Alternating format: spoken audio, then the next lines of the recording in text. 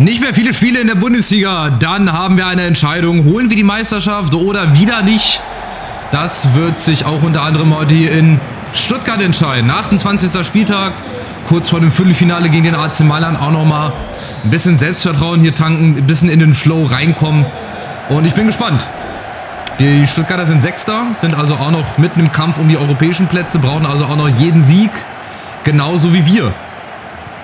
Wir kämpfen um die Meisterschaft. Was ja auch nicht so ganz unwichtig ist und von daher wäre doch heute ein Sieg gar nicht so verkehrt. Und die erste Chance durch Ekitike.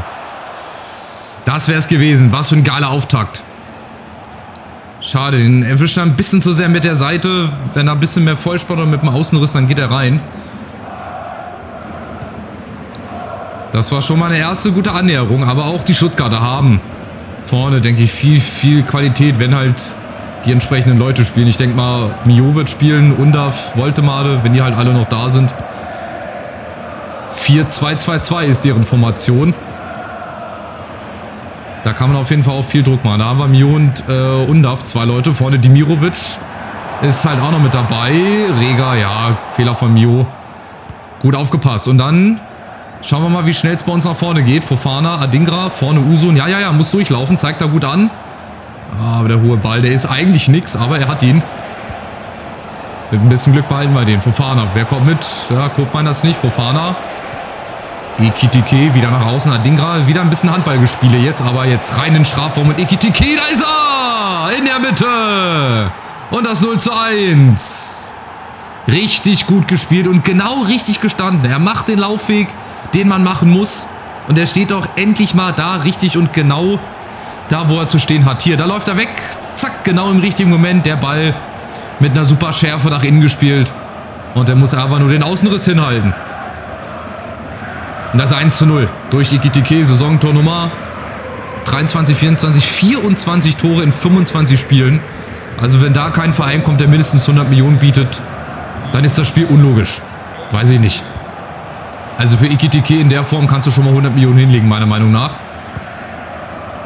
Aber weitermachen. Wir sind gut drinne. Die Anfangsphase gehört uns. Aber jetzt Achtung, die Stuttgarter kommen über Undav. Undav, guckt mal, das dazwischen sehr gut. Auch die Zweikämpfe in den ersten Minuten gefallen mir richtig gut. Ja, Fehlpässe müssen wir natürlich vermeiden. Aber trotzdem bislang ist das ein sehr guter und konzentrierter Auftritt. Munoz und Burkhardt. Genau, Burkhardt hatten die noch vorne, jetzt wo ich es wieder sehe. Johnny Burkhardt eben. Munoz, Achtung. Das ging auch ein bisschen zu einfach und Santos zum ersten. Achtung, Brown ist da, aber abseits. Abseits vom Stuttgarter. Aber auch das wieder ein bisschen zu einfach. Santos ist dann da im kurzen Eck, sehr gut. Und dann der Rebound. Den haben wir dann leider nicht bekommen. So, aber direkt wieder in die andere Richtung. Brown geht mit nach vorne. Linke Seite ist jetzt natürlich hinten ein bisschen offen, aber egal. Brown ist vorne. Uso und Ekitike in der Mitte. Die beiden harmonieren in letzter Zeit richtig gut. Und jetzt oben Adingra einmal mit links. Schade, wenn der noch ein bisschen stärker mit seinem schwächeren Fuß wäre, das wäre das 2:0 gewesen. Aber auch gut gespielt. Ihr seht, ganz einfach. Es ist mal wieder so ein Spiel, wo es scheinbar von alleine läuft. Also von hinten raus. Wir kriegen auch den Platz. Wir haben den Platz. Und ganz wichtig, wir gewinnen diese Zweikämpfe. Ganz wichtig. Die zweiten Bälle, ja, Foul, nee, Vorteil. Adingra oben mit Rega. Und wieder in die Mitte, der muss mit rein. Adingra muss ein paar Männer ziehen. Oh, das ist eine super Flanke. Und jetzt Uso, und der hat so viel Platz und so eine gute Technik. Aber leider hat er die Rechnung ohne die Verteidigung gemacht, wie immer.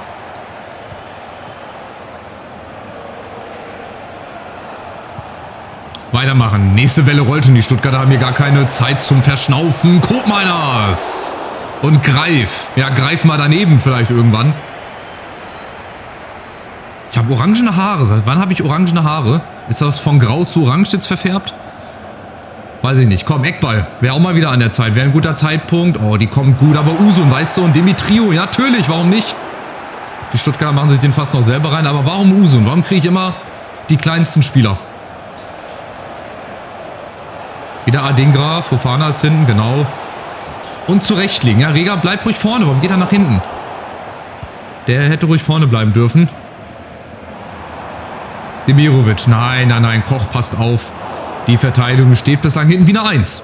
Ist sehr gut. Sehr konzentriert. und sehr robust. Und wieder geht's da vorne. Ekitike, Rega, der kann ruhig auch von alleine mal öfter mit nach vorne kommen. Oh, Fehlpass unnötig. Und dann wieder mit nach hinten. Mio. Vorne Dimirovic. Gott sei Dank spielen die das zu schnell und auch zu unkonzentriert. Aber wir jetzt leider auch. Das ist auch zu leicht und zu billig. Achtung, Burkhardt. Nein, Dimitriou muss dahin. Santos, Braun. Also das ist nicht so gefährlich. Es ist ja auch gut, was die Stuttgarter machen nach vorne hin. Aber nach hinten verteidigen sie bislang relativ sorglos. Und das müssen wir einfach ausnutzen. Vielleicht ein zweites Ding. Oh, schöne Flanke, Ekitike. Ja, Fallrückzieher kommt nochmal irgendwann. Vielleicht nicht in dem Spiel, aber irgendwann habe ich so das Gefühl, ist das nochmal fällig. So ein Seitfallzieher-Tor, Fallrückzieher-Tor, irgendwas Spektakuläres. Ein Scorpion-Kick hatten wir auch schon lange nicht mehr. Und wieder nächste Situation, Rega dazwischen. Reicht auch, wenn der Ball nur im Aus ist.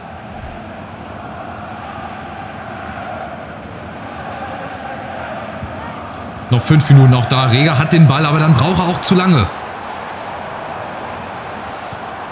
Gegen 2 Mann, Fofana außen, Mio.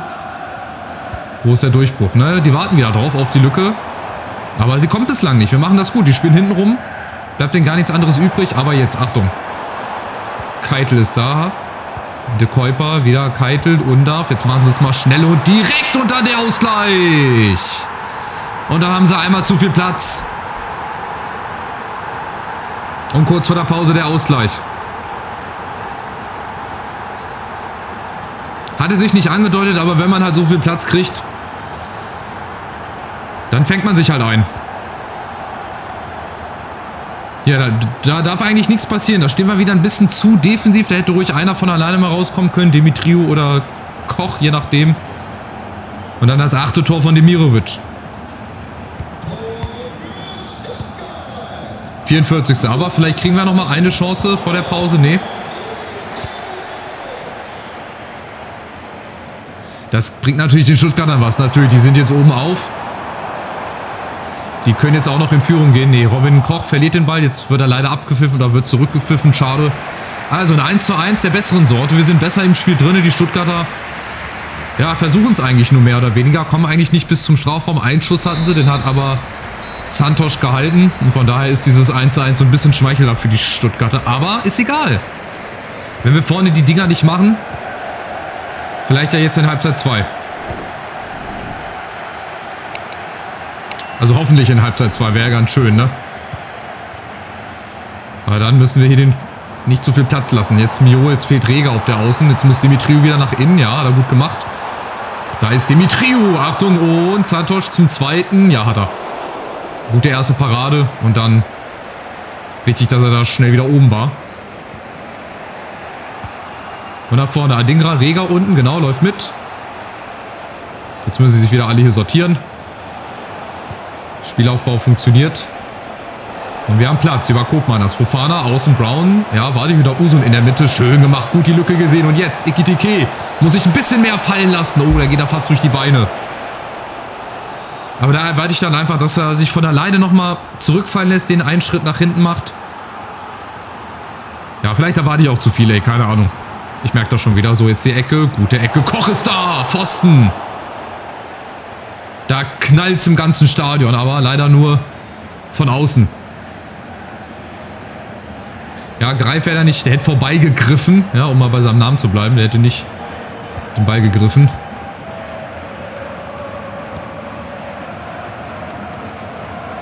So, nächste Chance. Das ist so ein ganz merkwürdiges Spiel. Also die Stuttgarter sind nicht unbedingt gut. Also die erschlagen uns jetzt nicht, aber haben trotzdem auch hin und wieder mal Chancen. Und fahren ihre Angriffe eigentlich auch sehr ruhig, sehr durchdacht. Bisschen besser jetzt als in der ersten Hälfte. Achtung, Burkhardt. Rega, Burkhardt wieder zu schnell, Gott sei Dank. Und dann gibt es wieder den Spielaufbau über die andere Seite. Fofana, Usun. Ja, da sind bislang leider zu viele. Aber jetzt vielleicht Brown. Ist vorne, schaltet sich mit nach vorne ein. Usun, Ekitike nicht im Abseits. Dann kriegt den Brown nochmal. Wenn es kein Abseits ist, ist es nicht Fofana. Oh, schade, der Ball auf Usun. Wenn der durchgekommen wäre. Jetzt fehlt er um. Achtung, die ganze linke Seite ist offen von uns. Undav. Santos kommt nicht raus. Achtung, Undav. Und die Führung den VfB Stuttgart.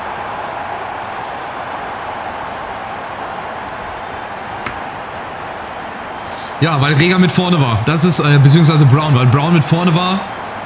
Und ich konnte Santos auch nicht rausholen. Der war wieder auf der Linie festgeklebt. Ich wollte den Winkel verkürzen, aber er ist nicht rausgekommen. Guck mal, seht ihr das? Er läuft die ganze Zeit irgendwie hektisch auf der Stelle und dann kommt er nicht raus. Und das war halt dann auch ein Indiz dafür, dass dieser Ball eigentlich nur reingehen musste. Und somit führen die Stuttgarter 2-1. Ja, warum weiß niemand so recht, aber es ist so. Aber wir haben noch Zeit, eine halbe Stunde mindestens, mal mit ein bisschen Nachspielzeit, vielleicht sogar ein bisschen mehr und die Chance für Ekitike direkt zurückzuschlagen und der Doppelpack ist da. Und ab zu unseren Jungs und Mädels hier in der Kurve.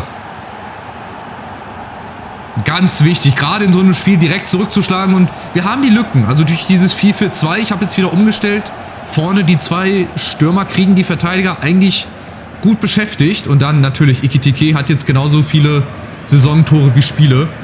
25-25. Und auch hier wieder, wie gesagt, für die Leute, die neu mit dabei sind, viel Spektakel, viele Tore, spannende Spiele. Mehr geht nicht, oder? Würde ich jetzt einfach mal sagen. Und auch der VfB spielt jetzt ein bisschen strukturierter und ein bisschen zielstrebiger. Und leider auch ein bisschen besser. Muss ich leider zugeben. Mio, Achtung, da geht wieder keiner ran. Kein Foul. Nein, nein, nein, nein, nein. Faire Grätsche, hört auf da, hopp. Das ist nie und niemals ein Elfmeter. So, wir können schnell umschalten, müssen schnell umschalten. Brown, wir haben jetzt Platz selber über links gegen Munoz. Kommt nicht hinterher. Wo ist Usun? Fofana läuft durch, ja, alles schön und gut. Adingra, Fofana kannst du mal alleine probieren. Macht er auch. Fofana! Guter Schuss, aber nichts Zwingendes. Muss man zugeben, fairerweise. Wieder Demirovic. Achtung, der ist durch. Fofana ist da. Fairer Zweikampf. Super.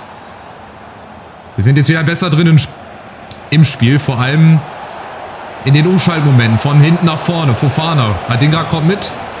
Macht er alleine. Warum denn nicht? Auf Spitzenwinkel. Und Ekitike. Und Abseits. Ja, weil Adingra dran war.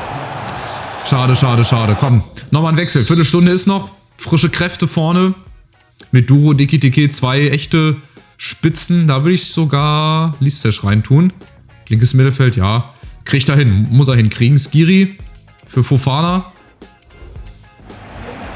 Vielleicht mal wieder ein Joker-Tor von Skiri. Ich weiß, in Mainz hat er doppelt getroffen unter anderem.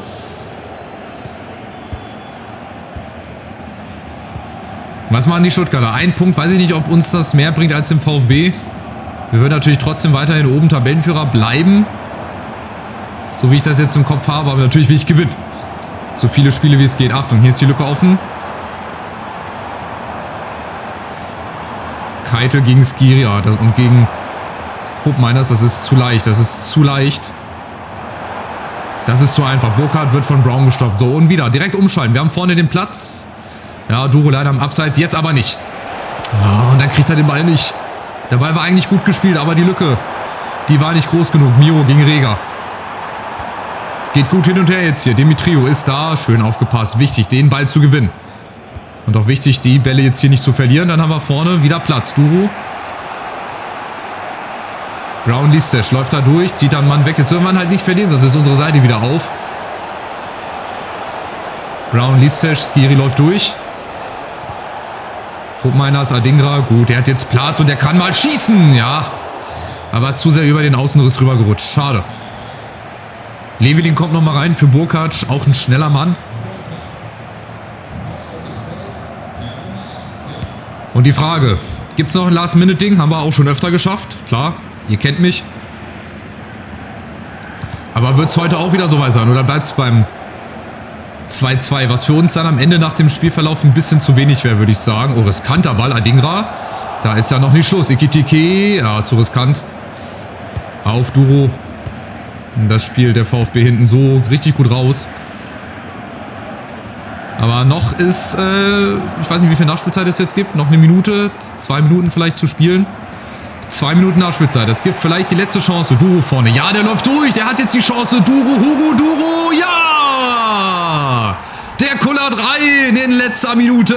Hugo Duro. Das kann ein ganz, ganz wichtiges Tor sein. Ich dachte, der Keeper kommt dran, weil er hat verzögert, dann grätscht er aber noch und dann wird er immer langsamer und immer länger und geht dann doch noch rein. Also Last Minute, ich habe es gerade auch angekündigt, Hiduro, der war eigentlich schon weg. Warum greift er verzögert, weiß ich nicht, aber zum Glück aus unserer Sicht verzögert er da. Und dann kullert der Ball ins Tor. Mit ein bisschen Glück, muss man jetzt dazu sagen, aber ist egal, da fragt hinterher niemand mehr. Die 3 Punkte sind wichtig, ganz, ganz wichtig und sein 11. Tor ist vielleicht, ja, eines seiner wichtigsten Tore in dieser Saison. Also, das war's nämlich. Die letzte Aktion, das 3:2 von Duro. Wir gewinnen beim VfB, ganz knapp. Verdient am Ende, würde ich sagen. Aber auch die Stuttgarter hätten hier auf 3:2 stellen können, so ist es nicht. Setzt sich da Qualität am Ende durch? Ich würde schon sagen. Also hinten raus, dann würde ich schon sagen, dass sich die Qualität da durchgesetzt hat. Ja, und solche Last-Minute-Siege sind halt einfach immer die geilsten, ne? Wenn du zum Schluss nochmal alles nach vorne wirst, wenn dann doch noch irgendwie ein Ball reingeht und gerade so auf die Art und Weise. Jetzt haben wir den AC Mailand, jetzt geht's ins Viertelfinale. Wir kommen hier von einer englischen Woche in die nächste. Muss mal gucken, wie fit unsere Mannschaft ist. Jetzt bin ich gespannt. Ja, auch wieder die halbe Truppe von uns natürlich in der 11. des Tages. Gegneranalyse. Also, zeig mal her. Ja, die haben gerade nicht so eine gute Phase. Also wir erwischen sie vielleicht genau zur richtigen Zeit. Haben jetzt 3 Spiele nicht gewonnen. 2 Unentschieden, eine Niederlage. Haben natürlich trotzdem mehr, wenn man sich die Startelf schon mal alleine anguckt. Ja, alleine die 4 vorne. Leao, Kudus, Jones, Šeško. Dazu mit Schlotterbeck, Konate, Theo Hernandez. Jetzt auch nicht so eine schlechte Verteidigung. Dazu noch Noah Okafor, Bernardo Silva, Bentancur. Also das ist auch ein Kandidat auf den Titel. Also warum nicht der AC Mailand in der Saison? Aber wir haben natürlich was dagegen. Jetzt will ich auch ins Halbfinale. Ich möchte in der Runde weiterkommen. Erstmal von Brentford eine Nachricht lesen. Und dann hoffentlich sich eine bessere Ausgangslage holen als in Bologna. Schon wieder eine italienische Mannschaft. Fällt mir jetzt erst auf. Also wir gucken nochmal kurz, ob die anderen schon gespielt haben. Ob es da schon die ersten Begegnungen gab. Hier war die letzte Begegnung auch ganz, ganz wild. So, nee, also Realspiel gegen Liverpool. Um euch das nochmal ins Gedächtnis zu rufen, auch eigentlich ein Finale. Barca gegen Arsenal könnte auch ein Finalspiel sein. Aber genauso Atletico gegen PSG.